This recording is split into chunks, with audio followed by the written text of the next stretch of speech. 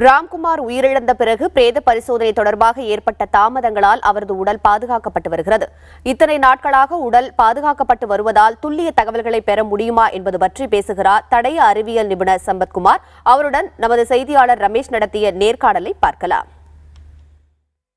இறந்த உடனே பண்ணுறதுக்கும் இது போன்ற தொடர்ந்து ஒரு 10 நாட்கள் அதற்கு தாண்டி இப்போ நீங்கள் ஏற்கனவே நீதிமன்றம் 30ஆம் தேதி வரை கால அவகாசம் கொடுத்துருக்கு. 1ஆம் தேதி தான் பண்ண போகிறதா சொல்லப்படுது. அப்படி இருக்கும் பட்சத்தில் சரியான முடிவுகள் கிடைக்குமா? முடிவு கிடைக்கும்.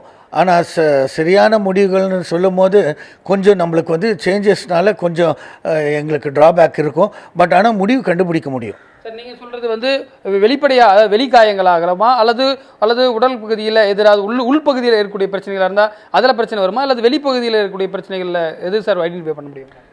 வெளிப்பகுதியில் கலர் எல்லாம் மாறிடும். அப்போதைக்கு இருந்து அதனுடைய பிரைட்னஸ்ஸு ஃப்ரெஷ்னஸ்ஸு அதனுடைய ஃப்ரெஷ்னஸ்லாம் மாறிடும்.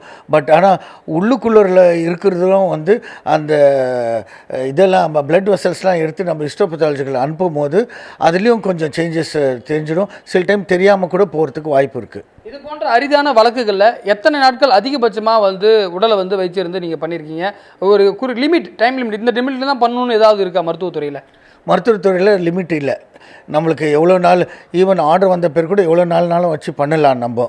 ஆனால் ஐடியலாக பண்ணுறது எவ்வளோ ஏர்லியராக பண்ண முடியுமோ அவ்வளோ பெட்ரு. நீங்கள் அந்த ஆண்டு கணக்கில் கூட வச்சு பண்ணுறதுக்கான அது மாதிரி முடிவுகள்லாம் இருந்திருக்கா? அது மாதிரி எந்த வகையில் இறந்தார் அப்படின்றத உறுதியெலாம் இருக்கா சார்? ஆமாம், ஒரு பாப் உல்மர் கேஸு ஒரு கோச்சுக்கு கிரிக்கெட் கோச்சுக்கு ஒரு மாதம் வச்சுட்டு பண்ணியிருந்தாங்க. பட் ஆனால் அதெல்லாம் பக்கா கோல்ட் ஸ்டோரேஜில் இருக்கும். வேறு அன்னெசரியாக ஓப்பன் பண்ண மாட்டாங்க.